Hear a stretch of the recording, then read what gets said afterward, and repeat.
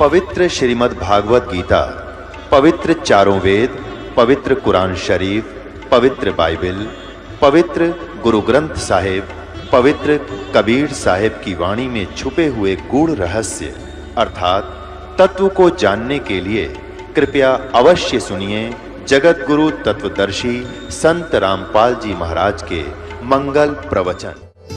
तीन लोक के भगवाना के 4 भुजा और 21 ब्रह्मांड के भगवान के 1000 भुजा। जैसे 4 हॉर्स पावर की एक मोटर हो और 1000 हॉर्स पावर की हो HP की, तो ज़्यादा अंतर से बहुत गणा बिना गिनती का। इसी प्रकार एक असंख्य भुजा की का भगवान है, असंख्य भुजा का भगवान है, उसको पूर्ण ब्रह्म परमात्मा कहते हैं। उसकी असंख्य भुजा है, शंख यानी नील पद्म शंख, उसकी शंख भुजा है। अब तुलना करके देखो, एक तो थर्मल प्लांट हो, भाखड़ा डैम पर जो इंडिया का सबसे बड़ा पावर हाउस है, और भाई एक 33 kV का हो, एक 4 हाउस पावर की मोटर हो। अब उसकी तुलना में वह कुछ भी कोई ना, पर अपनी स्थिति 4 हाउस पावर की मोटर की भी बहुत होश है। इसी प्रकार 21 ब्रह्मांड के भगवान ज्योत निरंजन को ब्रह्म कहा। ज्योति क्यों कहा कि योगी जन अंदर जब अपना आभास करते हैं उन्हें प्रकाश दिखाई दे से, और वो प्रकाश ज्योत निरंजन का है। वैसे तो प्रकाश सभी देवों का है, तीनों देवताओं का भी प्रकाश ही है, लेकिन इनमें अंतर है। जैसे एक तो 0 का बल्ब हो, एक 60 वाट का हो, एक 100 का। चानना सबका है पर अंतर बहुत होता चला जाएगा। एक ट्यूबलाइट हो, एक मरकरी बल्ब हो, यानी तो इस प्रकार। और फिर एक दिन निकला हुआ, दिन निकलने के बाद वह सारे फेल हैं। बेच सकते 1000 ट्यूब जला दो और 1000 बल्ब ला दो, वो कोई काम ना करें। वो सूर्य का चांदना रोशनी ज़्यादा लाभदायक होगी, उससे शक्तिमान है। इसी प्रकार ये 4 भुजा के भगवान ब्रह्मा विष्णु महेश और 21 ब्रह्मांड का भगवान 1000 भुजा का सेंसर भुजा का ज्योत निरंजन। और इससे ऊपर एक परब्रह्म है, ब्रह्म और परब्रह्म। अभी तक हम भी नहीं सोचा करते, कई पूछते ना विद्वानों से जो बड़े बड़े मंडलेश्वर, तो हम पूछते जी ब्रह्म और पारब्रह्म में कोई अंतर है? अगर नहीं, वही ब्रह्म वही पारब्रह्म। उसकी उपमा की गई है, ब्रह्म की और पारब्रह्म की एक उपमा दी गई है। और वह पूर्ण ब्रह्म भी लिखा है कि बस वही ब्रह्म, उसको पूर्ण कह लो और चाहे परब्रह्म कहो। उनकी बात सुनकर हम चुप जरूर हो जाते थे, पर अंतःकरण में जरूर रहती। जब ब्रह्म के आगे पूर्ण लगाया है तो ब्रह्म कोई और शक्ति है, और पूर्ण जब उसके साथ लगा है तो ब्रह्म पूर्ण नहीं है। नहीं तो पूर्ण शब्द की कोई आवश्यकता नहीं थी, और परब्रह्म की कभी आवश्यकता ना थी। अब कोई दादा और परदादा एक माने, परदादा यानी दादा से भी और ऊपर श्रेष्ठ, वो उसको परदादा कैसे, दादा का भी बाप परदादा कहलाता है। इसी प्रकार ब्रह्म का बाप जो है वो अक्षर पुरुष है। ये समझ लो कि उस अक्षर से उत्पत्ति, क्योंकि अंडा जो आया था अक्षर की दृष्टि से फूटा था, और उसमें से वो जीवात्मा, वो निरंजन ज्योत निरंजन निकला था। वैसे इसे पुत्र तो पूर्ण ब्रह्म का ही है, तो कहते हैं इससे ऊपर एक पूर्ण ब्रह्म शक्ति है। ज्योत निरंजन ब्रह्म, अक्षर पुरुष परब्रह्म, और पूर्ण ब्रह्म सत्पुरुष जो है वो पूर्ण ब्रह्म। अब हम उपासना करते हैं उस पूर्ण ब्रह्म की, और ये शास्त्र ज्ञान देते हैं सिर्फ ब्रह्म तक का, यानी विष्णु पुराण विष्णुदाई का, शिव पुराण शिव जी की लीला, और ब्रह्म पुराण जो है ब्रह्मा का, और जो वेद हैं ये उस निराकार शक्ति की उपमा गाता है।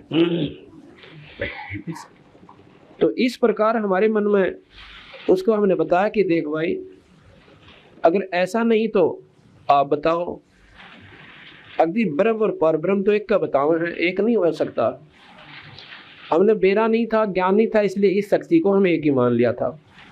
तो इस प्रकार जब हमने इन बातों का ज्ञान हुआ, जब पता चला कि ज्योत निरंजन यहाँ पर और ऑल डायरेक्टर हैं, इस 21 ब्रह्मांड में जो भी हो रहा है उसकी मर्जी से हो से, उसकी मर्जी के बिना एक पत्ता यहाँ पर नहीं हिल सकता। अब हम उपमा गाँव है क्योंकि 3 लोक के अंदर ब्रह्मा विष्णु में इसकी मर्जी चाल है, पर इतने चाल जैसे डिप्टी कमिश्नर की जितनी उसको दे रखी हिदायत और जितनी उसकी पावर्स है उनको खूब प्रयोग कर सके। और जब ऊपर से डायरेक्शन आ जाएगी उसकी वो शक्तियाँ निष्क्रिय होकर जो नए ढंग से उसको सरकार बोलेगी, मुख्यमंत्री आदेश देगा, वो करना पड़ेगा, अपनी शक्ति दूर कर देगा। उस पर मुख्यमंत्री के हुक्म बिना वो पत्ता नहीं हिला सकता डिप्टी कमिश्नर। तो वो विशेष परिस्थितियों में मुख्यमंत्री ऐसी हस्तक्षेप किया करता है, बाकी वो फुल फ्लैज से डीसी अपना करता रहो। जो उसको हिदायत दे रखी है, जो उसकी कर्म क्षेत्र यानी उसकी शक्ति का क्षेत्र बना रखा है, उसकी पावर का जो लिमिटेशन बना रखी है, सीमित सीमा दे रखी है, उसमें वो खूब अपना काम करो। वहाँ पर फिर उसके हुक्म बिना पत्ता नहीं हिलता। तो यहाँ पर 3 लोक में ब्रह्मा विष्णु महेश इतने ही काम को सुचारू रूप से करेंगे जितनी उनकी उनकी शक्ति का जो सीमित सीमा है उससे बाहर वो नहीं कर सकते। उतने में वो पूर्ण शक्तिशाली है। उसको सर्वशक्तिमान भी कहते हैं क्योंकि 3 लोक में सर्वशक्तिमान ब्रह्मा विष्णु में इस तीनों देवता हैं। 21 ब्रह्मांड में सर्वशक्तिमान ज्योति निरंजन है और भाई और आल सब के ऊपर पूर्ण ब्रह्म परमात्मा। वैसे बीच में परब्रह्म रह गया, ये परब्रह्म भी उस सत्पुरुष का ही अंश है।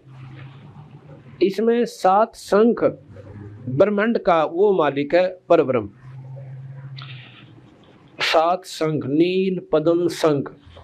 और कबीर साहब और आल ब्रह्मा जो परमात्मा है सत्पुरुष, वो पूर्ण ब्रह्म, वो असंख्य यानी बिना गिनती के ब्रह्मांडों का, और साथ में ये 3 लोक थे उसकी तुलना में ऐसे हो गए जैसे 4 हॉर्स पावर की मोटर और उस थर्मल प्लांट के सामने जो कि भाखड़ा डैम पर बन जैसे, और जैसे सूरज के सामने 0 का बल्ब, 100 का बल्ब और 1000 का भी हो, और चाहे कितना ही लाख ला दो यहाँ पर उस सूर्य की रोशनी के बराबर वो नहीं हो सकते। इसी प्रकार उस पूर्ण ब्रह्म परमात्मा की शक्ति के सामने ये सभी शक्तियाँ फिर निष्क्रिय हो जाती हैं जब उनसे संपर्क हो जाता है। जैसे सूर्य उदय हुआ और ये सब जितने भी कृत्रिम जो बनावटी हमारे चांदने थे खत्म हो गए, और ये भी कृत्रिम लोक हैं। गरीबदास जी महाराज कहते हैं कि कृत्रिम जीव बुलाने भाई और निज घर की तो खबर न पाई। ये कृत्रिम जीव है, ये बनावटी सारे, ब्रह्मा विष्णु महेश भी बनावटी है। गीता जी में भगवान कृष्ण ने साफ लिखा है कि एक ब्रह्मा की दिन रात में, एक रात्रि में 1000 चतुर्युगी पूर्ण होती है। और वही गरीबदास जी कहते हैं एक ब्रह्मा की रैन में 14 इंद्रजात। देख गीता लिख रखी गरीबदास जी में, एक ब्रह्मा की रैन यानी रात्रि में और 14 इंद्रजात।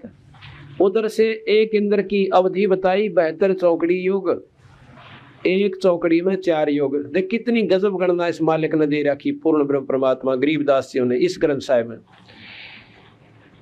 72 को 4 से गुणा करो, 2 से 88 युग हो गए, और 14 से गुणा फेर करो 1008 युगों से। और इन्होंने अंदाजा लिखा है कि सेंसर युग होते हैं, और इसी प्रकार एक दिन में भी 14 इंद्रजात, 2016 युग एक ब्रह्मा की दिन रात बने से। अब बताओ, और फिर उसके दिन बताओ 100 दिन यानी 30 दिन का एक महीना, और भाई इस प्रकार लगाओ, फिर 12 महीना का एक दिन ला लो, और फिर 100 वर्ष की आयु उसकी।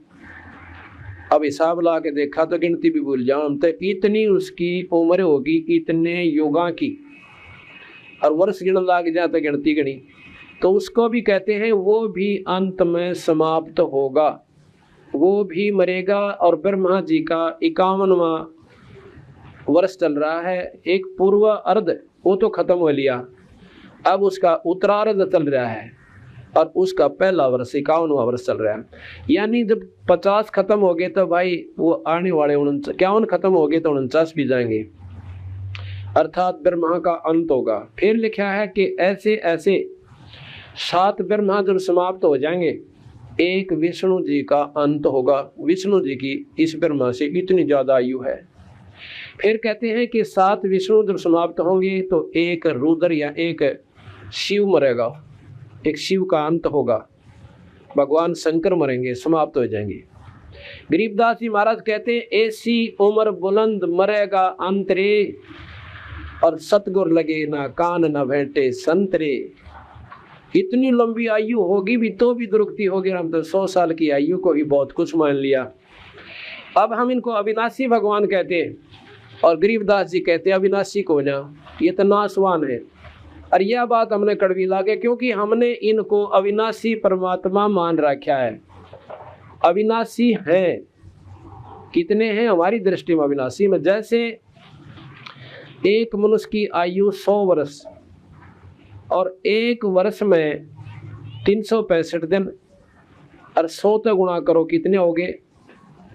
36,500 दिन एक व्यक्ति की आयु होगी। और फिर इसमें घंटे गिन लो, पैर गिनो, 8 पैर का एक दिन रात होश है। अब पैर बनाओ। और एक ऐसे जीव भी हैं जो एक पैर के अंदर पैदा भी होने से बच्चे भी पैदा कर लेते हैं और मर भी जाते हैं। अब जैसे सीजनल कीड़े आप बरसात में देखोगे, आज गिजाई उत्पन्न हुई और बच्चा का ढूल आ दिया हफ्ते के अंदर अंदर, और इतना बड़ा कुंबा जोड़ दिया गिनती कोई ना हो, और तीसरे दिन हफ्ते के अंदर वो खत्म भी हो जाती है।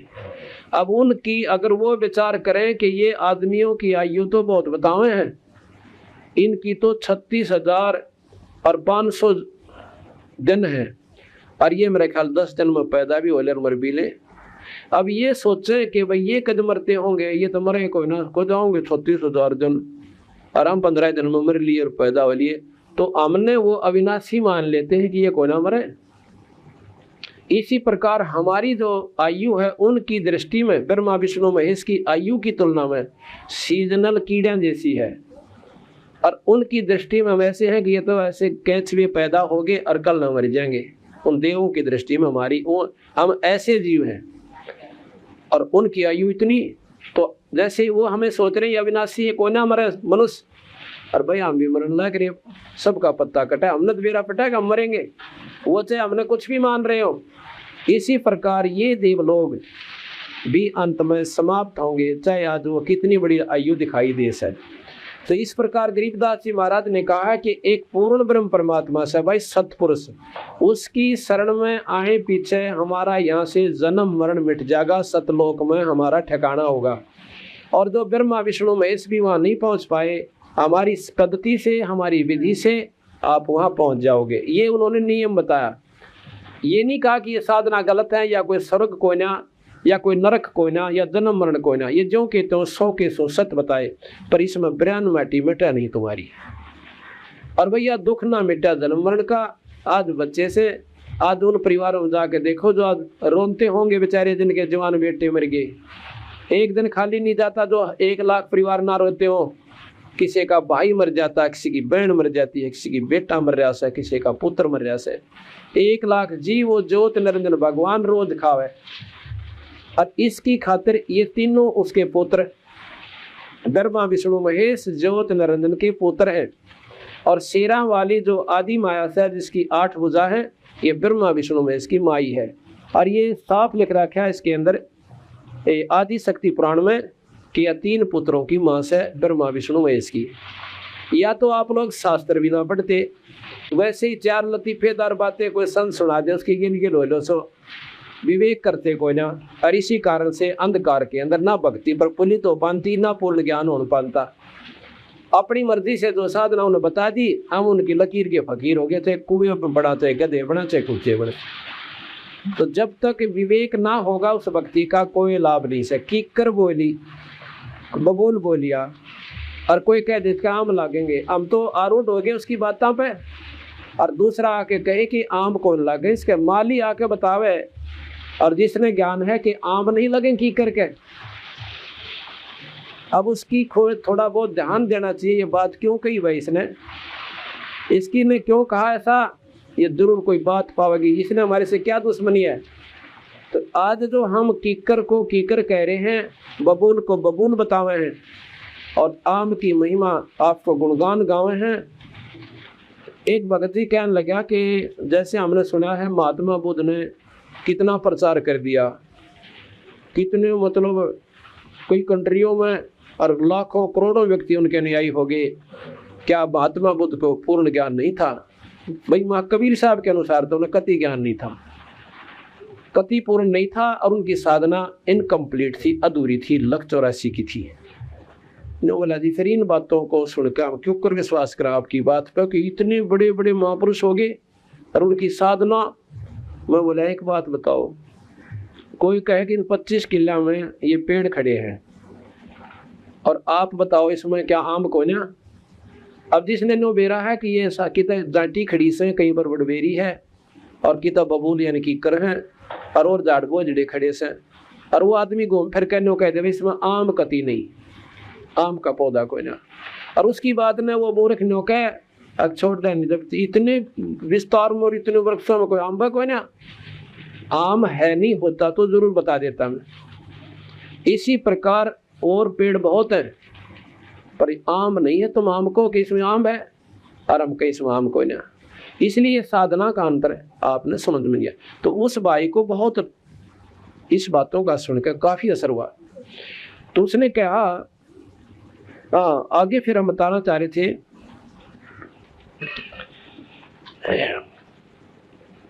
कि जन्म मरण हमारा जब मिटेगा जब हम सतलोक चले जाएंगे, और सतलोक में कब जाएंगे वो साधना बताई कि ना तो आप राम के जापते जाओ और ना ही भगवान विष्णु यानी शिव या ब्रह्मा जी के विष्णु के ना माता के जापते और ना ही कीर्तन करता है और ना ही गीता जी का रोज पाठ करता है या भागवत की कथा सुनता है। तो वो कौन सा नाम रह गया कि ना तो विष्णु जी के नाम तो सतलोक जा सकते, क्योंकि सतलोक में ये खुद देखो ना, ये स्वर्गताई के देवता, और स्वर्ग आपको बताया था कि स्वर्ग वो स्थान है स्वर्ग। गरीबदास जी महाराज ने देखो ना, ये मौका हमें 7 दिन में पूरा पहलू के ऊपर न्यारे न्यारे विस्तार पूर्वक वर्णन दिए जाएंगे। स्वर्ग की क्या परिभाषा है? स्वर्ग तो वो बताया कि ऐसा स्थान है जहां पर बहुत सुख सुविधा उपलब्ध है। उसमें लिखा है कि जो व्यक्ति कल्प वृक्ष के नीचे बैठकर जो कल्पना करता है उसकी मनोकामना पूर्ण हो जाती है। वहां पर कामधेनु है और उनसे जो खाद्य पदार्थ मांगते हैं उसी समय ऐसे थाल परोस कर आ जाता है। और कल्प वृक्ष है, वहां पर सारे साधन हैं, गंदे से गंदे और अच्छे से अच्छे, नाच गाने, सारा सौदा, मदरा पान, कुछ भी करो, वो सारी सुख सुविधा वो प्राप्त कर सकता है स्वर्ग में गया हुआ व्यक्ति, वो हंसात्मा। लेकिन साथ में ये बताया है कि वो स्वर्ग में आपके पुण्य अक्षीण हो रहे हैं। स्वर्ग को गरीबदास महाराज ने, कबीर साहब ने ऐसा बताया है जैसे एक बहुत प्रसिद्ध रेस्टोरेंट हो और उसमें सारी सुविधा उपलब्ध हो, और जो व्यक्ति उसमें जाएगा वो जाएगा तो साहूकार होगा, कंगाल ने तो उसमें बढ़न भी कोई ना दे, उल्टाता आ जाएंगे। तो अंदर जब जाएगा और अपनी जेब देख कर जाएगा कि हाँ मेरे जेब में 10,000 रुपये, ऐसे ऐसे होटल बताते हैं कि एक एक दिन रात का खर्चा 50-50 हज़ार रुपये खर्च कर रहते हैं ये पैसे वाले लोग, क्योंकि वो साहूकार है, वहाँ गरीब नहीं जा सकते। तो यहाँ पर जिन्होंने विष्णु, शिव और ब्रह्मा जी और माता की खूब साधना कर ली, उनके नाम पर दान धर्म कर लिया, खूब दान किया, तो वो स्वर्ग में चले जाएंगे, वो साहूकार हो गए। और वहाँ पर जाके वो साहूकार अपने ही पुण्यों के बदले में वहाँ मौज मारे होंगे। जिस प्रकार वो साहूकार जाके उस रेस्टोरेंट में अपना खूब मौज कराया पर 20,000 रुपये की गोज कटवाया, वो 20,000 रुपये का खर्चा उसका हो गया, मुंह लटका कर वापस आ गया।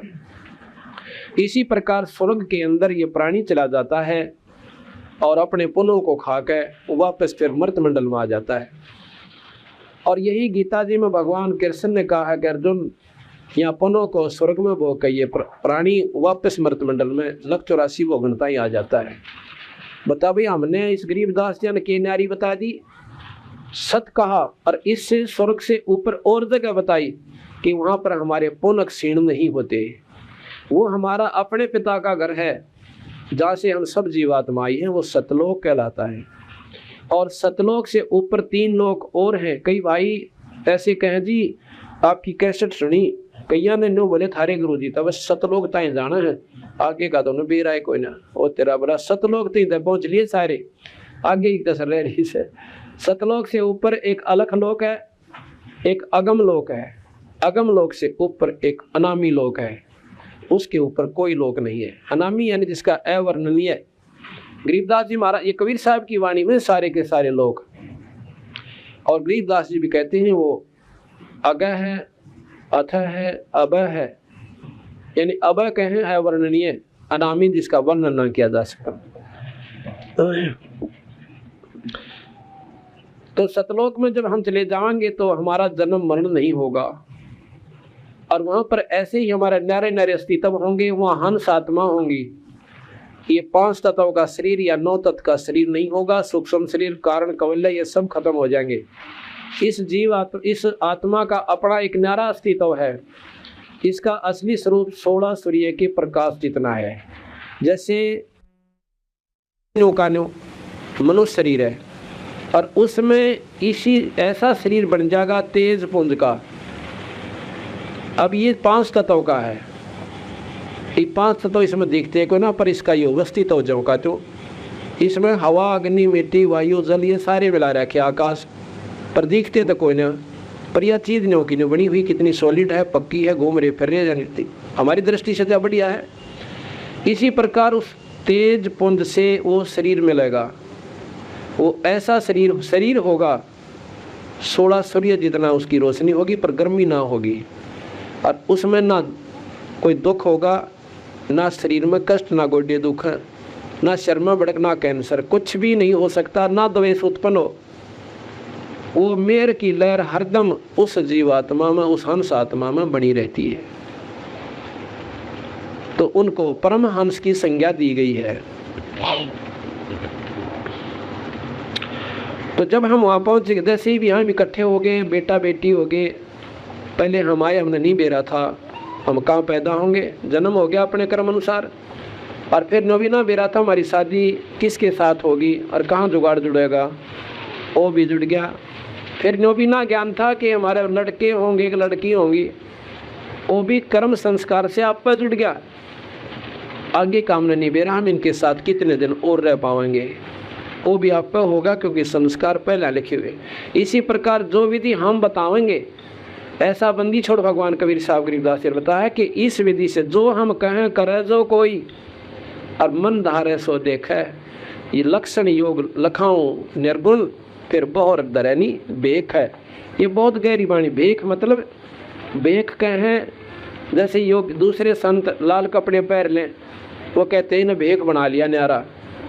अब ये कपड़ा है, शरीर भी एक कपड़ा से, कहते दोबारा इस कपड़े को नहीं प्राप्त करेंगे, जन्म मरण नहीं होगा, बहुत दरैनी बेख है। यानी दोबारा ये हम बेख धर रहे, तो हम मनुष्य का धर रहे हैं, और फिर कुत्ते का बेख धर लेंगे, ओलिया बिगाड़ दिया, कहते फिर तुम्हारा जन्म मरण नहीं होगा। जो हम कहें करे जो कोई, जो हम कहें ऐसे कर लो।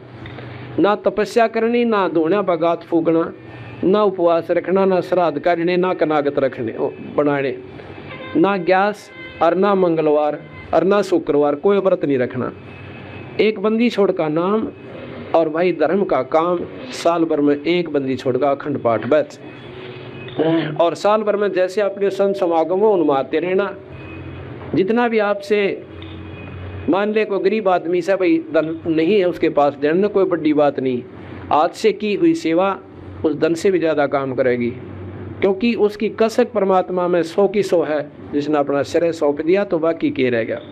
और भाई दोनों कर सकते हो, ये आपको आगे मान लो जन्म पूरा आपका अगला जन्म होगा, मुक्ति ना हो पाई, अगले जन्म में यह समस्या तो मिट्टी पाओगी जो धर्म पुण्य कर रहे हैं कि भाई नौकरी आज ऐसी ऐसी बहनें जो आज से 20 साल पहले मास्टरनी लागी या कोई और नौकरी प्राप्त करी, और 20 साल पहले तो लड़कियां ने पढ़ाया भी ना करते, वो क्यों पढ़ गई भाई? उन्हें पाछा पुनदान कर रखा था और मौज मारी, और जिन ना कर रखी तो वही गोबर बटोले डले ढोल लाग रही। तो अपना दिया हुआ छानी नहीं रह सकता, तो कम से कम उसका अब जितने भी हम नौकरी प्राप्त भक्तजन है, आखिरी कफन ताई का प्रबंध भगवान ने पहले कर दिया, क्यों न दान कर रखा पाछे। इसी प्रकार देते को हर देता है जहां तहां से आन, और ना दिया फिर मांगते फिरियो परमात्मा सुना निकाल। ठीक है, आपका जन्म दूसरा हो जाएगा मनुष्य का, और जो दान नहीं कर रहे फिर दिक्कत बनी रहेगी, वह समस्या फिर धन की फिर बनी रहेगी।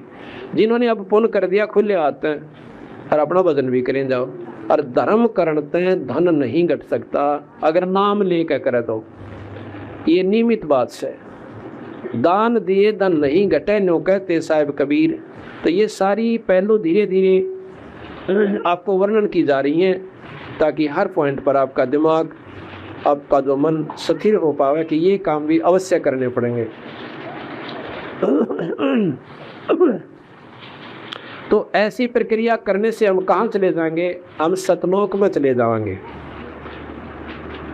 सतनाम सारनाम ये हमें सतलोक ले जाने में सहयोग देगा, और जो हम वो दूसरे मंत्र देते हैं वो हमारे यहाँ के इस 21 ब्रह्मांड में जितने भी कार्य हैं इनके आधार पर पूर्ण होंगे। ये जो कमाई है या उरले लोक की, और जो सांस का सुमन सतनाम और सारनाम, ये उस सतलोक की परलोक की हमारी कमाई है। तो वहाँ पर जब हम पासपोर्ट हमारा एक और बनेगा, वहाँ जाकर जब हम देखेंगे तो उसके बदले में वो धन चाहिएगा, नाम के सुमरण का, यानी सतनाम का और सारनाम का। तो आपके पास धन है, आपकी टिकट बना दी जाएगी कि वहाँ तक इतने पैसे लगने थे, इतने सांसों की पूंजी चाहिए थी, इतने सांसों की पूंजी आपके पास है, तो आप परलोक भेज दिए जाओगे। इसमें घड़ी योग साधना की हो सकता है कोई ना, नियमित सी बात है। जैसे हम यहाँ का पैदा हो गए, इसी प्रकार वहाँ संस्कार जुड़ जाएंगे। जिसकी वह सांसों की पूंजी नहीं रह रही, उसको वापस भेजा जाएगा, कमाई फेर करवाई, मनुष्य शरीर मिलेगा, और बंदी छोड़ कबीर साहब अपने अंश भेज के उनको फिर भक्ति मार्ग पर लाओगे। आज देखो कोई कहाँ के और कोई कहाँ के। बंदी छोड़ कहते हैं कि काल ने ना बेरा, ये कौन है? वो तो इनको अपने बच्चे समझ के, अपने ही खाजा समझ कर सबने पैदा करे बैठा है। लेकिन जो हंस आत्मा ने आज बंदी छोड़कर सतनाम मिल गया, सारनाम मिल गया, वो काल के पास नहीं जाएंगे, जन्म से उनके लाख हो जाइए मनुष्य के, होंगे मनुष्य के जन्म। हो सकता है उनके बीच में कोई संत ऐसा ना मिले, वो उस जन्म की पूंजी कुछ क्षीण कर चले जाएंगे, लेकिन फिर बंदी छोड़ संभालेंगे।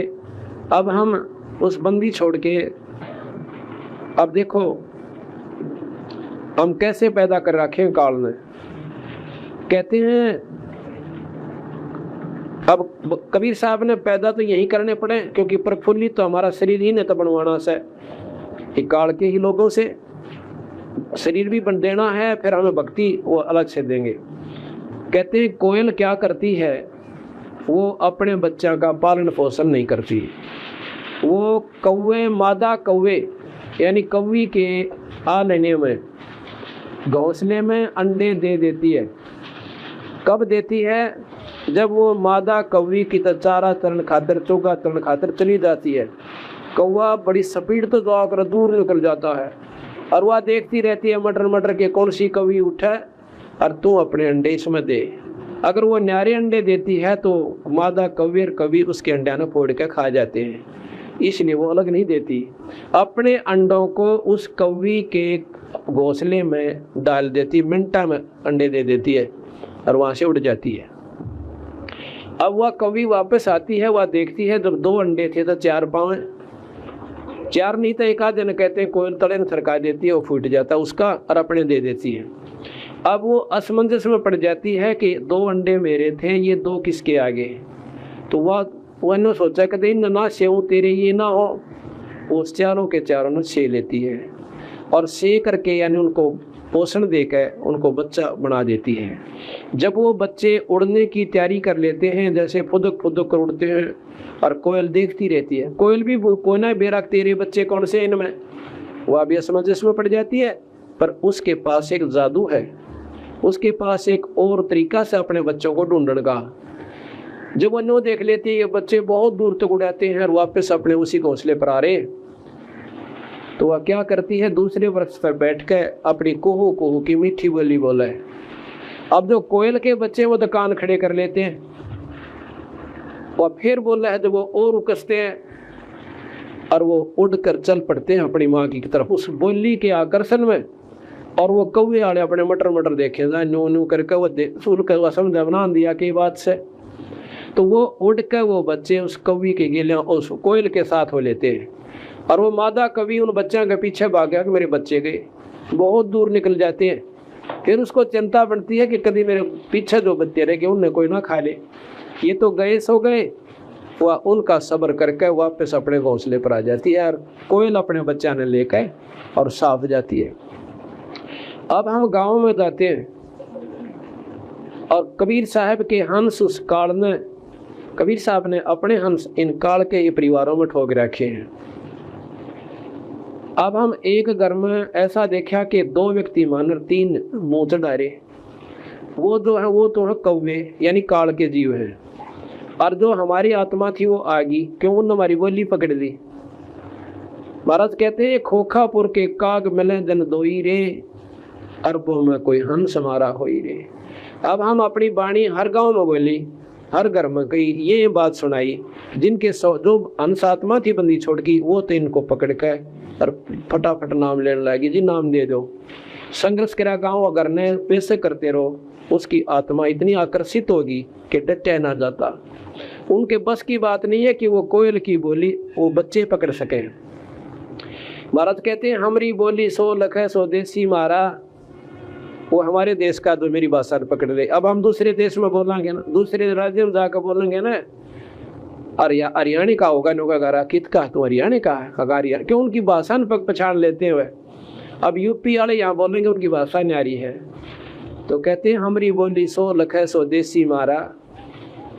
तो इस प्रकार कहते हैं हमारे जो गरीबदास कबीर साहब बताए हैं कि जो हमारी हंसात्मा है, जिन पाछे भक्ति करते करते और काफ़ी समय बीत गया, पर सतमार्ग ना पाया, और पा गया तो उन पर कमाई बनी ना, ऐसी बात नहीं। खुद भगवान कबीर साहब आए जब बताए गए, गरीबदास जी आए जब मार्ग बताए गए, और ये फिर ढूंढा ठहरा रखा उन्होंने। वह शक्ति, वही बात, वही विचार, उन्हीं की कृपा, और आज वो अपना काम सार रहे हैं। तो इस प्रकार जो व्यक्ति मान लो अधूरा भी काम रह रहा है तो वो बेड़ा पार हो जाएगा। अब कैसे है, हमारे पास उन्होंने एक शब्द शक्ति दे दी बंदी छोड़ भगवान ने गुरु के माध्यम से। जैसे कुबाड़िया होता है अपने मजदूर ताई, उसने दिहाड़ी दे से 20, 30, 50 रुपये रोज की, और एक चुंबक दे देता है, वो उसने रस्सी तक लपेट के अरनों के सरांता इंडिया करे। वो बहन और भाई कई देखे हमने, और नो के सरांती नो ऐसे टेकते चला करें। वो जो कण होते हैं ना, छोटे छोटे रेते में रड़े हुए मिट्टी के में लोहे के, वो उस चुंबक के निचले हिस्से पर चिपक जाते हैं, और वो फिर उसने नो करके और अपनी जोड़ी में डाल लेती और फिर टेकना शुरू कर देते हैं। तो हम उस बंदी छोड़ के मजदूर हैं, उनकी शब्द रूपी चुंबक हमारे पास है, जो हमारे उसके हंस से हुआ तो इसके चिपक जहाँ से, और बाकी जो माटी और कांकर वो रह जाती है। तो उन गाँव में तो ढूंढ लाए बंदी छोड़ अपने चुंबक फेर के, तो वो हंसात्मा है जो उस परमात्मा की काफ़ी दिनों तो भक्ति करती आ रही है। ये छोटी छोटी आयु के बच्चे, ये देखो कल शाम में 2.5 घंटे सत्संग हुआ, और ये बालक मुँह का नहीं देखेंगे, महाराज जी आगे की बात कहेंगे, ऐसा क्यों है। ये तो किरा की गजा में बैठे हो छुट्टी हो रही इनकी जोन की, और किरा की दाड़ करते हैं रुखा पर चढ़ गए और दरखसा पर चढ़ गए जोड़ बटाक मारो किधर सर फुड़वा का हो और किसी का उलाना लेकर आनते। पर ये उस परम पिता के हंस है। गरीबदास महाराज कहते हैं बाजी से राजी नहीं है चोरा संता नाल खुशाल, और मल अखाड़ा जीतेंगे वह युगन युगन के माल। ये पहलवान है उस परमात्मा के अखाड़े के, गरीबदास जी के अखाड़े के, कबीर साहब के, सतलोक के पहलवान है। और इन काल के लड़ना सवाई अपनी तैयारी करने लाएंगे। अब तैयारी की है, भगवान की नाम की शक्ति आ जाएगी, और नो ज्ञान हो जाएगा कि हमने स्वर्ग ना चाहिए, हमने ना तो राज चाहिए ना स्वर्ग चाहिए, हमने तो अपना सतलोक चाहिए। इतना अंतःकरण में हमारे बैठ जाएगी यह बात, तो फिर हम यहाँ से क्या होता, बीच में बड़ी ठगोरी है। इतनी ठगी बताई गरीबदास ने, तो उसमें कहा कबीर साहब ने, मत लुटे रे हंस रस्ते में। अब रस्ते में लुटाई ज्यादा बनती है। अब हमने नाम ले रखा, जैसे 7 मंत्र हम करते हैं, ये इतने उत्तम मंत्र हैं कि गिनती नहीं हो सकती, इनकी इतनी कमाई बन जाएगी। और जो सांस का सुमन आपको बताया कि ओम सोहम पाल रंग हो रही हो, और 14 भवन चढ़ावा राम रंग हो रही हो, और 3 लोक पासंग धरा रंग हो रही हो, और तो ना तुला तुलाया राम रंग हो रही हो। इतना कीमत का ये एक सुमन, एक सांस का सुमन आपका है। और इसके बदले में वहां पर आपको स्वर्ग की ऑफर दी जाएगी रास्ते में कि आ जाओ भाई, देखो खड़ो कितने ठाट से।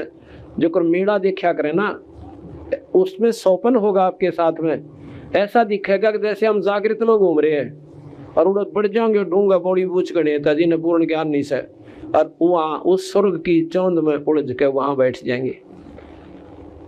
एक भगत जी कह रहा था ने, बोला जी एक दिन सपना आया उन्हें कि आप चाले ना जब सारे आड़े तो ऊपर न अपने पाछे नु लारा लाग रहा, वीरों ने कितने भगत बाण भाई आन लाग रहे से।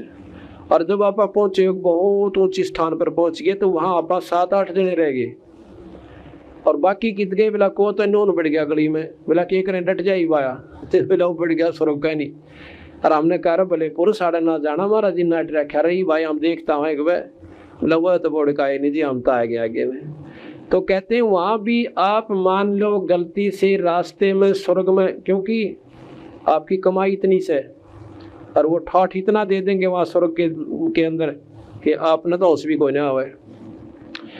आपके वहां भी कभी कोई खटक ऐसी लग जाए, कोई बात सुन के कि महाराज जितनों क्या करते स्वर्ग में खा कर पूंजी उल्टा जाना पड़ेगा। अगर तू वहां भी रो पड़ेगा ना मुझे याद करके, तो वहां भी छुटा लाऊंगा और दोबारा जन्म देना पड़ेगा। निर्भाग तो आधी पूंजी तक खा चुका होगा उन्हें। कहते हैं ब्रह्मा शिवमंडल ब्रह्मापुरी ऐसे विष्णु लोक में हो, अमरे गुण भूला नहीं तो आन छुटाऊं। तो गुण, ये गुण बता रखे हैं कि कबीर साहब ने सतलोक में ले जाने की कही थी, ना कि स्वर्ग में लौटने की। महाराज भी कहे हैं स्वर्ग हमने भी देखा पर हमारा मन कोई ना लग गया। और सुन मंडल को, सुन कहते हैं ऊपर आकाश मंडल में, ऊपर एक और सुन है, महासुन है, काफी सुन है। तो सुन मंडल को किया प्याना, प्याना माने प्रस्थान, और काल कर्म सब भाग्या। एक स्थिति ऐसी आओगी तो भौर गुफाओं में पार करके फिर काल की सारी अटकलें खत्म हो जाती है। उसके बाद एक मान सरोवर होगा, वहां पर इस अंश आत्मा को महाराज ने उसमें गोता लगवाने से, तो वहां पर 2 रूप में आओगा बंदी छोड़, अपने गुरु के रूप में आपको आगे खड़े पाओगे शब्द रूप शरीर में। तो वहां जाकर के आपको उस सतलोक मान सरोवर में नहाने के बाद आपके जो अंतिम अंतःकरण जितने भी शरीर से वो सब खत्म हो जाएंगे, जैसे कांतड़ी सी छूट जाएगी, और असली स्वरूप आपका हमारा वहां पर प्रकट होगा, जिसमें 16 सूर्य का प्रकाश होगा। उसके बाद विक्षेप रहित ये प्राणी होकर, और वहां पर जब देखेगा नीचे न, ये शरीर ऐसा लगेगा जैसे सूर्य का घर होया करे। सूर्य का जो घर होता है देखा होगा, वो 2-3 फुट का ऊंचाई, और उसमें और कीचड़ से बना दिया कर उसने, और प्यारा गोबर खाए जा। तो ऐसा ये मृतमंडल स्वर्ग दिखाई देंगे उस बंदी छोड़ के सतलोक की तुलना में। गरीबदास जी कहते हैं इंद्र दा राज काग दा बेस्टा, इंद्र यानी स्वर्ग का राजा काग की बीट समान बताया सतलोक की दृष्टि में, की तुलना में। तो इन बातों का हमने जब ज्ञान होगा तो वही स्मारक पर सच्चे ढंग से लग जाएंगे।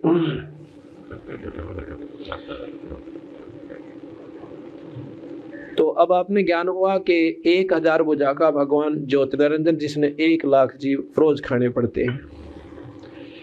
क्योंकि ये सृष्टि रचना हम आपको सुनाएंगे, सृष्टि रचना के बाद जब हमारा अंतःकरण में ये बात जमा होगी कि महाराज सच्ची कैसे, कि इस काल में हमारे साथ कैसे छल किया है, क्यों किया है, क्योंकि इसने 1 लाख जीव रोज खाने पड़ते हैं।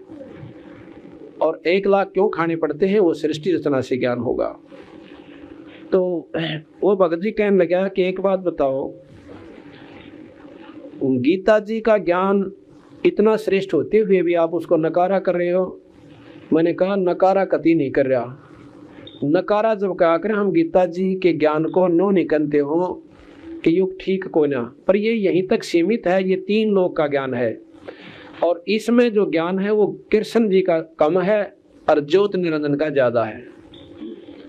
अको को ये कैसे माने हमें ज्योत निरंजन का इसमें कैसे हो, तो निराकार बताओ आप।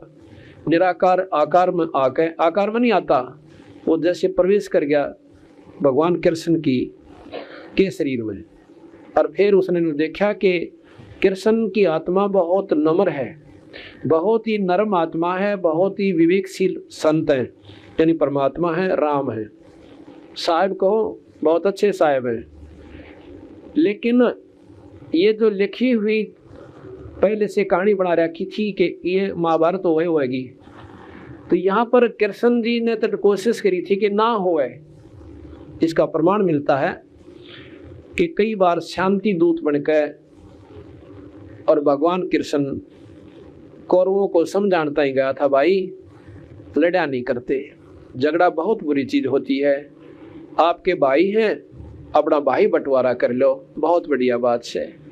देखो लड़ाई में के बेरा किसकी मौत हो जा, झगड़ा तो एक ऐसी वस्तु हो से आम ठाडे दिखे मनवाने, और जो हमारे से कमजोर सामने सेना हो वह विजयी हो जाए, इस चीज का पता नहीं लगा करता। आप लड़ो मत ना, और अपने भाइयों को आधा रात दे दो। तो आखिर में यहाँ तक बात बढ़ गई, दुर्योधन ने कह दिया कि सुई की नोक टेकना पांडवों के लिए इतनी जगह भी कोई ना, इनमें हिम्मत है तो युद्ध के मैदान में आ जाएंगे। दुर्योधन में हंगा हो रहा कि द्रोणाचार्य, कर्ण और भीष्म पितामह हमारी सेना में, और भाई बाकी हम 101 भाई, और वो कुल 5 मिला के, और वो भी बिना राज के वही अंडे धक्के खाते। कृष्ण जी ने कहा कि एक काम करो, आप 5 गांव दे दे उनको। अब देखो अगर भगवान कृष्ण युद्ध करवाना चाहते तो क्यों विनय करते फिरते, ये बात सोचने जोगी विचारणीय है। आखिर में ये कह दिया कि एक काम करो, तुम 5 गांव दे दो, फैसला मैं करवा दूंगा और कति लड़ाई नहीं होगी।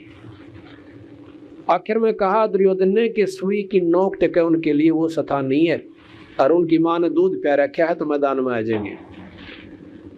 अब भाई इन बातों का सुनकर कृष्ण जी भी आगे मुंह लटका के फिर भी कहा कि सोच लो भाई, अच्छी बात नहीं, लड़ाई माड़ी चीजों से।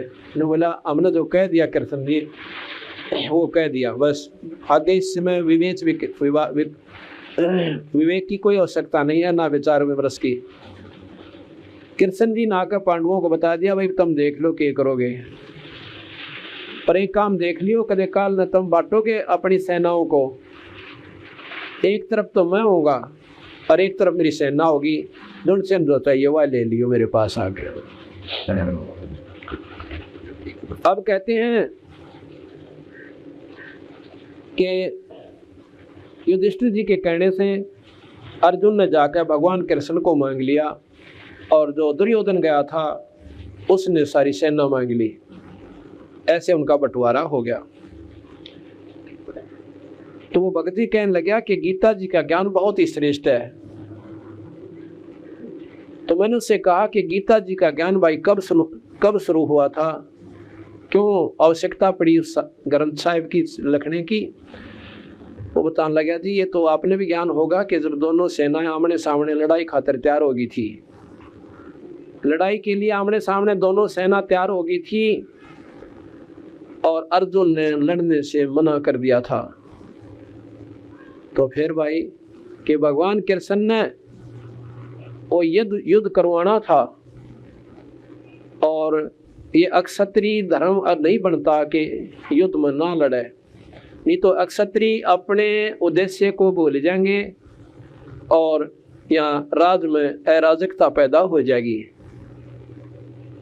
चलो भाई अच्छा फिर क्या हुआ, कहते हैं दोनों आमने सामने सेना खड़ी, और चार दोनों तरफ से शंख बाजे और बाजे बाजन लागे। क्योंकि वो क्यों बजाए जाते हैं, जैसे कमजोर आदमी हो ना थोड़े से दिल का, वो भी एकदम आवासी भर जाकर उस मरने लड़ने कटने तैयार हो जाता है। ऐसे ढंग के बाजे होते हुए बुझाव फड़क जाती हैं, जो शूरवीर होते हैं उनकी लड़नताई।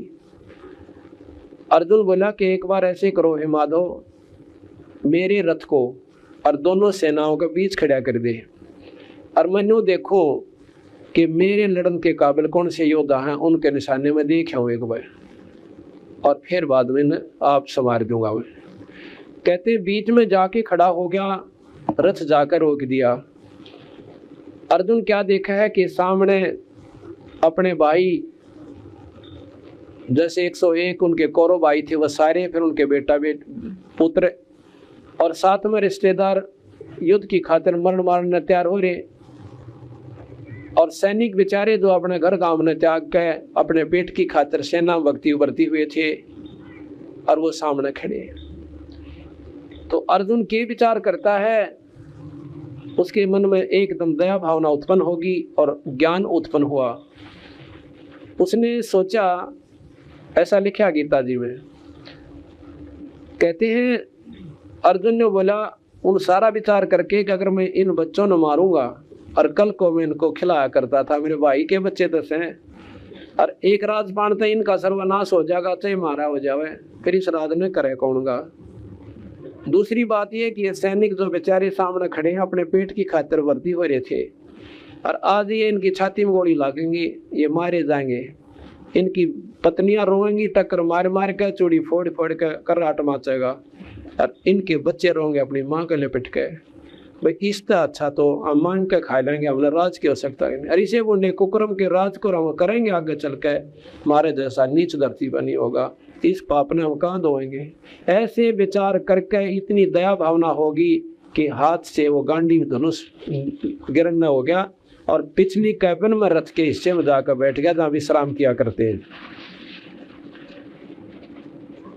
अब कृष्ण ने देखा कि अर्जुन तक में चुप सा हो गया, बोला कोई ना पाछे ने देखा है, क्योंकि रथ की जो चला रहे थे रथवान जो से वो खुद भगवान कृष्ण थे। उसने देखा कि वो तो बौड़े की तरह मुंह लटकाए बैठा पाछले हिस्से में, जैसा कि ये तस्वीर आप आम देखते हुए से तो तकरीबन सारे ही हैं। ये भगवान कृष्ण और साथ में अर्जुन दोनों सेनाओं के बीच में जाकर खड़े हो जाते हैं, और अर्जुन जाकर पाछे हाथ जोड़ कर बैठ जैसे अब मेरे बस का कोई ना युद्ध करना। ये गीता जी है, इसको मैं से आपको मैं सुनाऊंगा, जब पता चलेगा। आप तो कई दफा इन्हों सोचेंगे कि महाराज जी अपने घर की घर के बताते हो, ऐसा ना लिख रखा हो गीता जी में, पर ये शब्द आपको इनके श्लोक सुनाऊंगा। संस्कृत तक नहीं आती कोई ना, पर हिंदी उन्हीं के द्वारा की गई है जो कि बहुत विद्वान माने गए। गीता प्रेस गोरखपुर की से ये निकली है किताब, छपी हुई है, और जो कि ये सबसे उत्तम ग्रंथ माने जाते हैं जो गोरखपुर गीता प्रेस गोरखपुर से बनते हैं। ये पीछे अर्जुन बैठे हैं कैबिन में, जबकि यहाँ तो इसने अपनी खड़ा हो जाना चाहिए था लाठी लेकर, हथियार लेकर।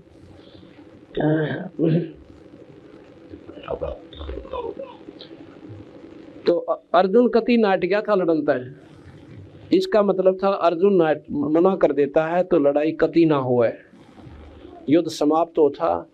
भगवान कृष्ण ने चाहिए तो ये था, अब बहुत बढ़िया भाई, अर्चा लौटाए और कह देते भाई कौरवा थारा राज और थारा पाठ। अर्जुन मान गया, लेकिन कृष्ण जी तो कह देते, पर उसमें निरंजन प्रवेश कर गया। अब यह बात समझ में नहीं आओगी आपके कि निरंजन क्यों कर प्रवेश कर गया, ये आपको प्रमाणित बताऊं। सो एक आत्मा और दूसरे शरीर में प्रवेश कर जाती है जीवात्मा, इसी प्रकार ज्योति निरंजन प्रवेश कर गया कृष्ण जी के शरीर में, और कृष्ण जी की आत्मा को दबा दिया, वो कह दिया। अब यह कहते हैं कि ये तो होना था, अगर ना होता तो फिर बात बिगड़ती, तो ये तो पहले लेटर थी, ये पहले से लिखी हुई थी, ये लेख थे, इसको मिटा नहीं सकते थे। यही गड़बड़ हमारे दिमाग में थे, उतर दी कोई नया बात कि जब लिखी रहती थी तो कृष्ण जी कौन से रह गए, पर ये बात हो रही है। वो तो फिर एक रोल करता नाटककार, यानी जैसे हीरो होते हैं इस प्रकार उन्होंने रोल कर दिए कि मतलब नायक बनकर। आपको एक कथा सुनाऊं सो कति ताजी अखबार के अंदर से एक कटिंग और उसकी फोटो स्टेट करवा रखी है। यही बिल्कुल घनी दूर की भी कोई ना, यही साथ में एक लडरावण गांव है। लडरावण ये कानूनदा भक्त मांगी राम बैठे हैं और सीम दूसरी लगे है उनका इसकी पंजाब खोड़। ये हमारी बहुत संगत यहाँ पर आई हुई है पंजाब खोड़ से।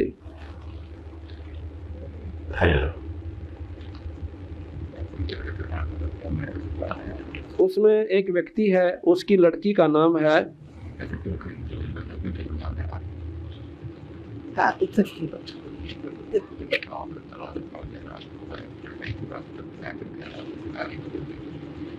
वो मेरे से खूब ही पता नहीं कहाँ निकल गया। मिल लेना एक बार इसका। ये 21 मई 1999 की ये कौन सा है 9 भारत टाइम्स की कटिंग है। और ये तो अब ताजी है, कहीं भी पुरानी कोई ना।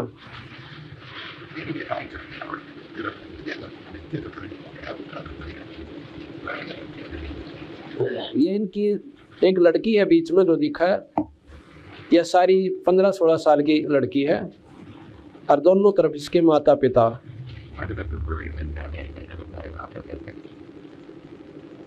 इसके बारे में आपको पढ़ कर सुनाऊंगा इसमें जो की तो। इसमें ये है कि एक जीवात्मा यानी जो या मनीषा थी, ये छत पर क्रिकेट खेल रही थी। 15-16 साल की आयु की लड़की थी, ने अपने भाई बहन हम खेल लग रही थी। हो गया भाई। तो ये छत पे से गिर के और शरीर छूट गया, मर गई या फूक फाक दी। देख या ऊपर थी तो बना पाई फाक वो फूक दी। उसके बाद कहते हैं एक मंजू नाम की लड़की लडरावण गांव में, अनपढ़ लड़की यानी थोड़ी बहुत पढ़ी लिखी होगी, 5-7 क्लास पढ़ी हुई। और गांव की देसी भाषा वो ना 5-7 साल की लड़की, 5वीं 6वीं 7वीं क्लास की लड़की को ज्यादा वो नहीं होती। पहले तो मैं इसको सुनाता हूँ और फिर आपको बताऊंगा। चर्चा में है मंजू से मनीषा बनी, वह किशोरी। ये बीच में जो लड़की दिखी थी या मंजू थी और अब मनीषा बताती है अपना नाम। निकटवर्ती गांव लडरावण में, बहादुरगढ़ से यह प्रेस में छपा है। निकटवर्ती गांव लडरावण में सब जगह इन दिनों चर्चा है कि मंजू नाम की उस लड़की की जो अब अपना नाम मनीषा बताती है, 16 वर्षीय यह किशोरी अपने माँ बाप, भाई बहन, नातेदार, रिश्तेदार, खेत खलियान और सहेलियों को भूल चुकी है। अपने ना माँ बाप ने पहचानती ना भाई बहन, और वो इनको सबको भूल गई। वो अपने ही हिसाब से अपनी बातें करती है।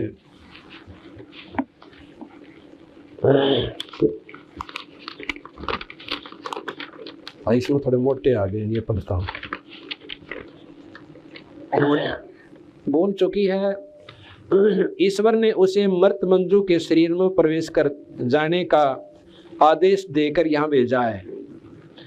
ईश्वर ने उसको मृत मंजू के शरीर में प्रवेश कर जाने का आदेश देकर यहाँ भेजा ताकि मंजू के माँ बाप उसकी मौत पर दुखी ना हो। ये अपनी टिप्पणी देता है ये लेखक। सच्चाई क्या हुआ हम बताएंगे। मंजू मर चुकी है, वह मनीषा है, यानी शरीर मंजू का, और जीवात्मा यानी शरीर में इस मकान को कब्जा कर लिया मनीषा ने। मंजू के शरीर पे यानी इस मकान पे, इस सराय पे कब्जा कर लिया मनीषा ने।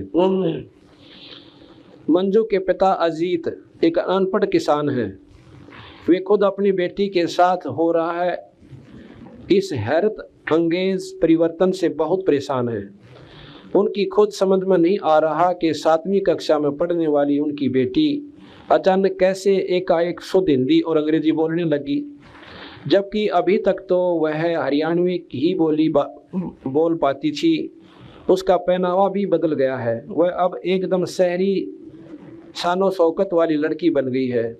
मंजू अब अपने पिता का नाम राजवीर बताती है, जबकि माँ का नाम कमला, और भाइयों का नाम संदीप और प्रदीप बताती है। वह बताती है कि वह जयपुर के बाल ज्योति स्कूल में 7वीं कक्षा में पढ़ती थी। रीना उसकी सबसे प्यारी सहेली थी। उसका पिता सेना में हवलदार और माँ टीचर है। ये लोग राम बाबू गली में अपने मकान में रहते हैं। 12 मई को छुट्टी होने पर, इसी महीने में 12 मई को छुट्टी होने पर वह अपनी दादी के पास चिराग दिल्ली आई थी। ये मनीषा बता रही है जो मंजू के शरीर में।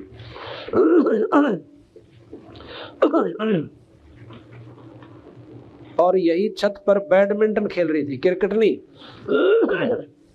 बैडमिंटन लिखा है इसमें। बैडमिंटन खेल रही थी। खेलते समय नीचे गिरकर उसकी मौत हो गई थी।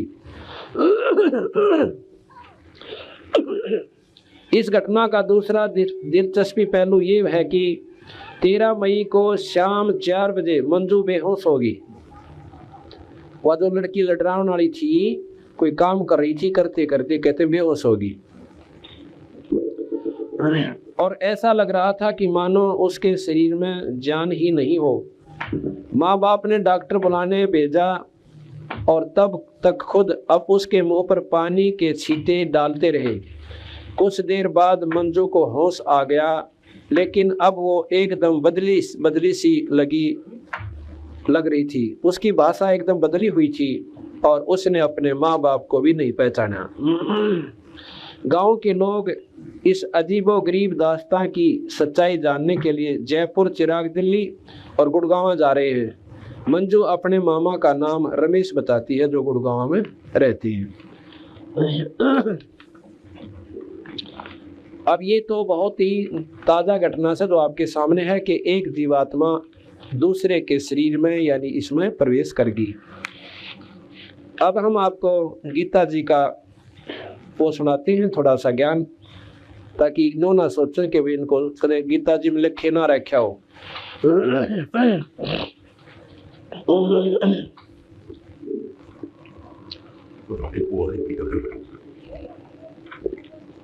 दाएं सबसे पहले प्रथम अध्याय।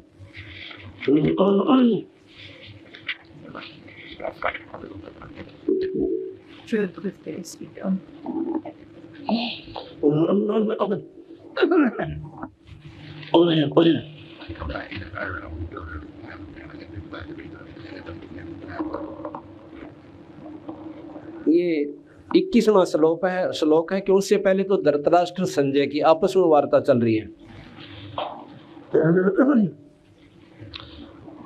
तो संजय कह रहा है कि हे राजन धृतराष्ट्र को कि जब आमने सामने सेना खड़ी होगी और अर्जुन अपने युद्ध में रथ में बैठा हुआ भगवान कृष्ण से कहते हैं कि हे भगवान, हे कृष्ण जी महाराज, एक बार मेरे रथ को दोनों सेनाओं के बीच में खड़ा कर दे। हे राजन, इसके बाद ये 21वां श्लोक से प्रथम अध्याय का। हे राजन, संजय कहता है, इसके बाद कपिध्वज अर्जुन ने, कपिध्वज जिसकी ध्वजा के यानी झंडे के ऊपर बंदर का निशान है, कपिध्वज निशान वाले ने मोर्चा बांधकर डटे हुए धृतराष्ट्र के संबंधियों को देखकर उस शस्त्र चलाने की तैयारी के समय धनुष उठाकर अर्षि के श्री कृष्ण महाराज से यह वचन कहा कि हे भगवान, मेरे रथ को दोनों सेनाओं के बीच में खड़ा कीजिए। प्रथम अध्याय का 22वां श्लोक है। और जब तक मैं युद्ध क्षेत्र में डटे हुए युद्ध के विलासी इन विपक्षी योद्धाओं को ना भली प्रकार देख लूं कि इस युद्ध रूप व्यापार में मुझे किन किन के साथ युद्ध करना योग्य है, जब तक उसे खड़ा रखिए। फिर 24वां अध्याय है, 25वां। संजय बोले, हे धृतराष्ट्र, अर्जुन द्वारा इस प्रकार कहे हुए महाराज श्री कृष्णचंद्र ने दोनों सेनाओं के बीच में भीष्म और द्रोणाचार्य के सामने तथा संपूर्ण राजाओं के सामने उत्तम रथ को खड़ा करके इस प्रकार कहा कि हे पार्थ, युद्ध के लिए जुटे हुए इन कौरवों को देखो। इसके बाद प्रथापुत्र अर्जुन ने उन दोनों ही सेनाओं में स्थित ताऊ चाचाओं को, दादों, परदादों को, गुरुओं को, मामाओं को, भाइयों को, पुत्रों को, पोत्रों को, मित्रों को, ससुरों को और सुहृदों यानी दोस्तों को भी देखा। अर्जुन बोले, हे कृष्ण, युद्ध क्षेत्र में डटे हुए युद्ध के अभिलाषी इस सवजन समुदाय को देखकर मेरे अंग शिथिल हुए जा रहे। सवजन यानी अपने प्यारे व्यक्तियों को देख के। देखो प्रेमियों, आपस में भाई भाई 24 घंटे खेल रहे, बैठे उठे, अच्छी बात करें और आपस में चाचे ताऊ के भाई आके इतना प्रेम हो जाए बहुत गना, और चाचे आपस में लठ की तैयारी करें। आपका मनोवेंट्रो होता है निकाल देंगे लब्धात से बोला दिए विवेची लोगे बाउंडा वगैरह होंगे तो वैसे मटर बना दे देती है। जब कुमार कहते हैं कि नोवेला की भाइयों ने चाचे गाँव ने और ये अपने सौजनों के संगठन में देखकर ये बदल ने कति भी नहीं करता। मेरा दिल नहीं करता कि मैं बीमार हूँ और कार्य के साथ जितनी मीठी बात किया करता है। फिर कहते हाथ से गांडी धनुष गिर रहा है और त्वचा भी यानी मेरी स्त्रीम भी बहुत जम रही है तथा तो मेरा मन भ्रमित सा हो रहा है, इसलिए मैं खड़ा रहने में भी असमर्थ हूँ, समर्थ नहीं हूँ। हे केशव, हे कृष्ण, मैं लक्षणों को भी परिवर्तित ही देख रहा हूँ तथा युद्ध में सौजन समुदाय को मारकर कल्याण भी नहीं देखता। इन मारकर मेरा भला भी कोई ना हुआ है। हे कृष्ण, मैं ना तो विजय चाहता हूँ और ना राज्य तथा सुखों को, ना राज्य तथा सुखों को ही। हे गोविंद, हमें ऐसे राज्य से क्या प्रयोजन अथवा ऐसे भोगों से और जीवन से भी क्या लाभ है। कैसे तय कि हमें जिनके लिए राज भोग और सुखादि अभिष्ट है वे ही सब धन और जीवन की आशा को त्याग कर युद्ध में खड़े। अब न्यू बताओ, लड़न खातिर हम आगे, जो सैनिक सामने आगे वो अपना धन सारा छोड़ जाए, अपने बच्चा ने भी छोड़ जाए और उन्हीं की खातिर लड़े और उन्हें त्याग कर मरणता ही आगे, तो ऐसे इनको मार कर और इनके ऊपर मैं राज करूं, मेरा मन नहीं मानता। गुरुजन, ताता, चाचा, ताऊ, लड़के और इसी प्रकार दादे, मामे, ससुर, पोत्र, साले तथा और भी संबंधी लोग हैं। ए मधुसूदन, मुझे मारने पर भी अथवा तीनों लोकों के राज्य के लिए भी मैं इन सब को मारना नहीं चाहता। अर्जुन ने कितना गहरी बात कैसे, इसे सिद्ध होता है कि अर्जुन की आत्मा में दया परिपूर्ण थी और विवेक पूर्ण रूप से था कि भाई ईसा जुल्म करने में क्या फायदा से, अगर मैंने 3 लोक भी कोई देना तो भी मैं कोई ना मारू। इतना अटूट फैसला अपना कति सुना दिया। कहते हैं, हे मधुसूदन, हे कृष्ण, मुझे मारने पर भी इनको मार देने पर भी अथवा तीनों लोकों के राज्य के लिए भी मैं इन सब को मारना नहीं चाहता। और फिर पृथ्वी के लिए तो कहना है कैसे, इस छोटे से टुकड़े इंद्रप्रस्थ की खातिर इन मारो कति हाथ नहीं लाओ और यो तेरा धनुष पड़ा। ये अपना अंतिम फैसला सुना दिया। अब कहते हैं, हे जनार्दन, धृतराष्ट्र के पुत्रों को मारकर, पुत्र यानी पुत्रों को मारकर हमें क्या प्रसन्नता होगी। धृतराष्ट्र के पुत्र कौन थे? कौरव। और कौरव हालांकि उनके साथ कति अनहोनी कर रहे थे, मतलब नाक में दम कर रहे थे, उसके बाद भी उसके अंदर इतनी दया आ गई, अगर मैं तो मारता नहीं, इससे अच्छा अपना मांग कर खा लेंगे तो वो बढ़िया से हमको नहीं लड़े, हम मजदूरी करके अपना जीवन निर्वाह कर जाएंगे। धृतराष्ट्र के पुत्रों को मारकर हमें क्या प्रसन्नता होगी, इन आतातियों को मारकर तो हमें पाप ही लगेगा।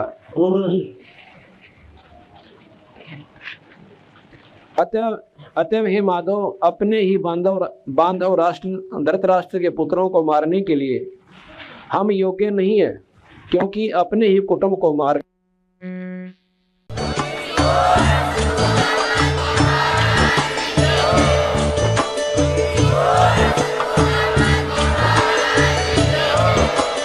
आप सुन रहे थे जगत गुरु तत्वदर्शी संत रामपाल जी महाराज जी के मंगल प्रवचन। अधिक जानकारी के लिए विजिट कीजिए हमारी वेबसाइट www.jagatgururampalji.org। संत रामपाल जी महाराज जी के शुभ आशीर्वाद से पूरे विश्व भर में 500 से भी ज्यादा नाम दीक्षा केंद्र हैं, जिन पर संत रामपाल जी महाराज जी द्वारा ऑनलाइन निशुल्क नाम दीक्षा दी जा रही है। अपने नजदीकी नाम दीक्षा केंद्र का पता करने के लिए संपर्क करें 8222880541।